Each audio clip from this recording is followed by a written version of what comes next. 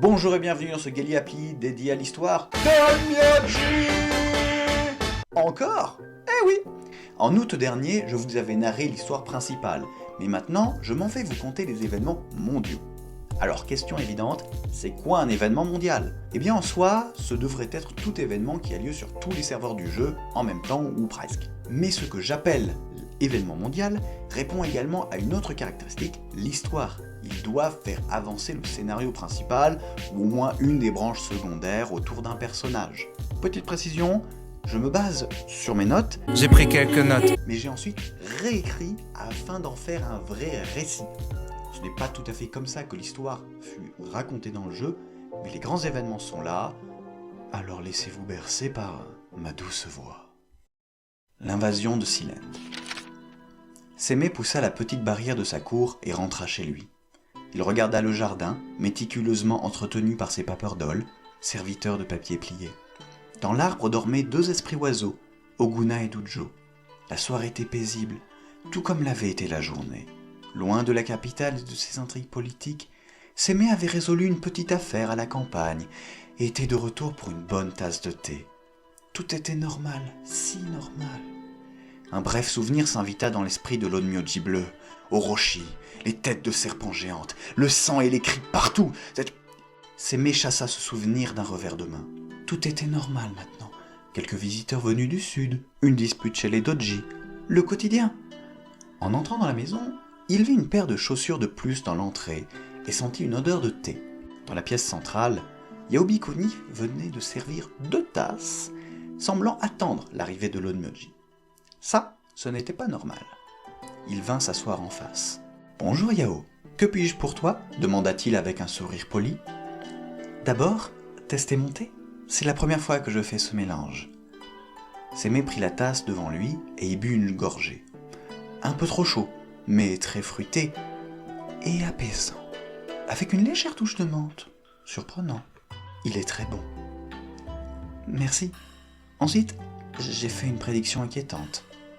La devineresse n'était pas connue pour être émotive. Si cette prophétie l'avait ramenée vers Sémé, c'est que la situation était vraiment grave. Curieusement, cela ne déplut pas tout à fait à l'Onmyoji. Le signe était très clair. Le feu parlait de guerre, la fumée d'armée et les cendres de mort. Presque la même chose qu'à l'époque. La situation était très grave. L'Onmyoji continua de boire son thé silencieusement. Mais quand j'ai voulu en savoir plus, les étoiles ont fait un signe complètement inconnu. Ce n'était aucun clan que je connaisse. La seule chose que je puis dire, c'est qu'il venait de très loin à l'est, par la mer. Par la mer, tu dis? Oui. L'eau a confirmé que ce seraient des esprits qui connaissent l'eau, la mer. Ils viennent peut-être d'une île lointaine. J'ai regardé sur quelques cartes, mais je n'ai rien remarqué. Mais tu as travaillé avec les cartes de la grande bibliothèque, pas avec les cartes des Onmyoji. Évidemment, je ne risque pas un jour de passer les portes de la guilde ou d'un des clans Onmyo. Mais tu as passé la mienne. Kohaku t'a vraiment laissé passer? Oh ça, il a beau être très intelligent, il reste un petit renard. À l'arrière de la maison, Kohaku, le seul kitsune enfantin, dévorait un poulet délicieusement rôti. Bon, merci pour le thé, mais nous allons passer dans le bureau si tu veux bien, dit Sémé en se levant. Je suis là pour ça. L'Onmyoji bleu déroula une immense carte sur la table du bureau. Commençons directement avec ça, la carte des légendes. Je l'ai mise à jour le mois dernier, donc si tu sens qu'une terre anormale est impliquée, on devrait avoir son nom. Yaobikuni tendit la main au-dessus de la mer de l'Est et parcourut la multitude d'îles. Son doigt s'éloigna de plus en plus de la côte jusqu'à s'arrêter sur un bout de terre loin de tout. « C'est ici. La forme de l'île correspond au dessin des étoiles, » affirma la devineresse. « Suzuka, donc bien une île de légende. Tu sais quelque chose sur cette île ? » Alors pour le coup oui, c'est une légende plutôt bien documentée, répondit Sémé en se tournant vers sa bibliothèque. Surtout, il paraît qu'il y a de fabuleux trésors dessus, donc beaucoup de récits de marins et de pirates. Tiens, le rapport le plus complet. Il tendit un rouleau contenant la retranscription d'un journal de bord. Le capitaine de ce navire pirate cherchait précisément la position du mont Suzuka, la montagne au centre de l'île, soit le véritable lieu où le trésor serait caché. J'imagine qu'ils n'ont pas réussi à le trouver. En effet, mais ils ont été prudents. Non seulement ils ont fait un tour de l'île et fait un tracé des côtes, mais en plus ils n'ont envoyé que des petites barques pour en explorer en premier lieu. Et à peine un pied à terre, un esprit est apparu et les a taillés en morceaux avant de prendre le bateau en chasse. Et donc ils se sont enfuis? Tout à fait. Cela nous a fait garder deux hypothèses. Une, si trésor il y a, c'est le butin des différents pirates qui ont tenté de venir sur l'île et se sont fait massacrer. Deux, l'île est sans doute peuplée uniquement d'esprits, ayant trouvé une structure sociale viable. Probablement une seigneurie, comme sur le Mont Hoé. Cet esprit dans l'histoire pourrait même être le seigneur de l'endroit, mais nous nous avançons peut-être un peu loin. En tout cas, cela permet de savoir qui va nous attaquer. Reste à savoir pourquoi, si l'on veut tenter de négocier. J'aimerais bien négocier pour une fois. Au fait, tu le sais depuis quand? Depuis ce matin. Et tu sais dans combien de temps cela arrivera? Dans le mois qui vient. D'après l'eau en tout cas. 2 semaines et 3 jours après cette discussion, Hiromasa déboula en trombe chez Seme. L'Onmyoji du clan Minamoto était dans un état d'agitation terrible. « Seme! Seme! Je suis là, que se passe-t-il » Un message, des agents du clan Minamoto dans les îles. Ils parlent tous d'une armée de bateaux inconnus. Ils voguent droit vers Ianko et... Ils sont remplis d'esprits armés jusqu'aux dents. Coupa Seme? Oui? Comment? Voici le rapport d'Oguna, que tu as croisé sans la voir dans le jardin. Elle me transmet la même chose. Vous saviez qu'il se préparait quelque chose? Une simple prédiction. Ça fait quelque temps que Dujo et Oguna volent vers ces bateaux et me rapportent tout ce qu'ils peuvent voir. Et pourquoi n'avoir rien dit? Mais parce que ces bateaux ne sont sur mer que depuis hier. Avant, ils étaient cachés dans un nuage bas. La semaine passée, ils étaient sous la mer. Le vaisseau amiral est d'ailleurs toujours immergé, selon Oguna. Et qui aurait pris au sérieux un Onmyoji solitaire parlant de bateaux volants? Même à la guilde. Bon, d'accord. Mais maintenant que tout le monde est au courant qu'il y a bien une armée qui nous fonce dessus, on fait quoi? Et que compte faire le clan Minamoto? Rien pour l'instant. Les anciens avaient envoyé l'armée principale en manœuvre dans le sud profond, ils ne seront pas de retour avant 2 mois.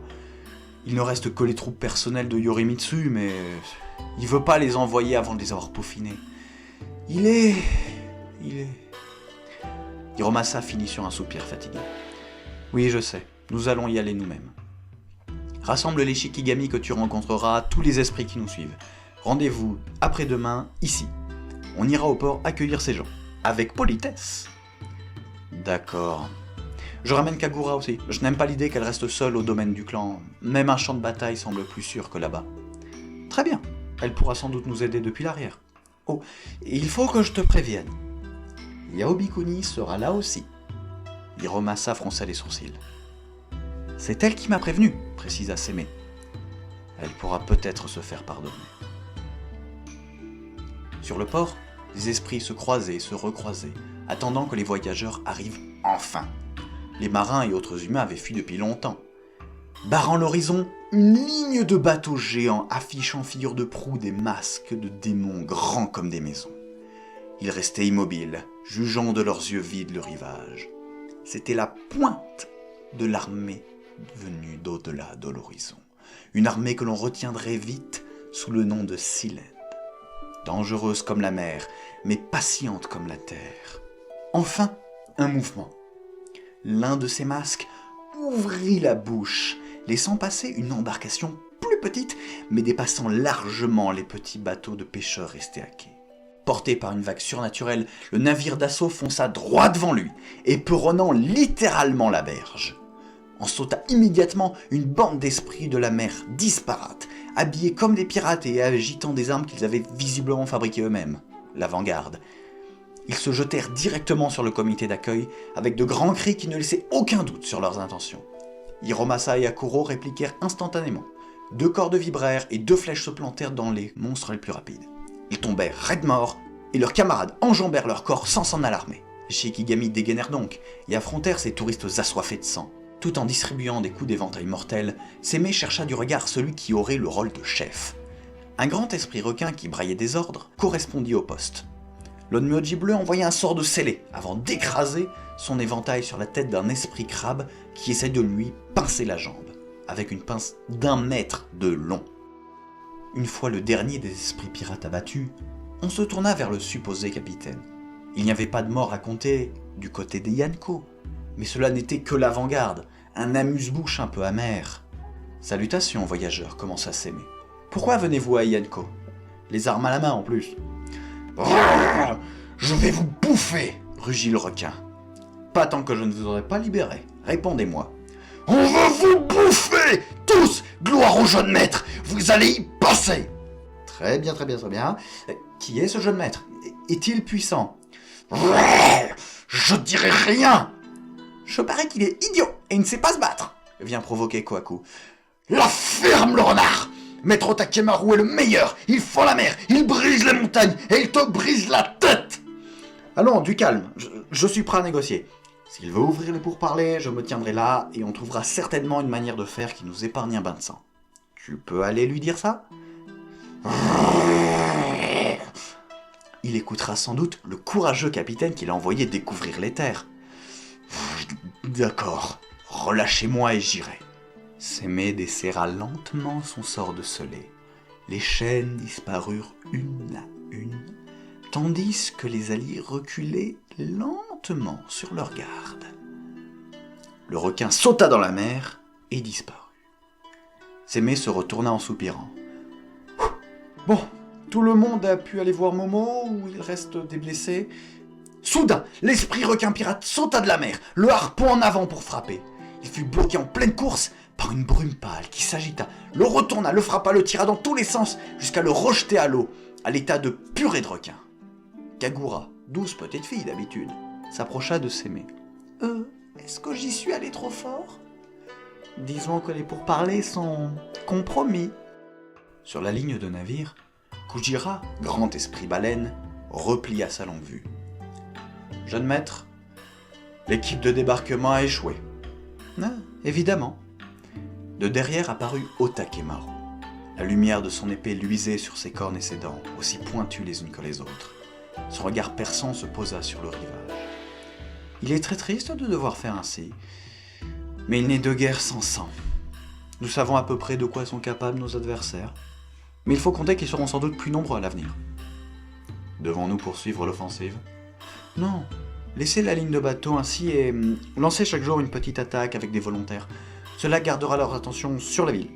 Pendant ce temps, je prends le contrôle direct de la ligne arrière.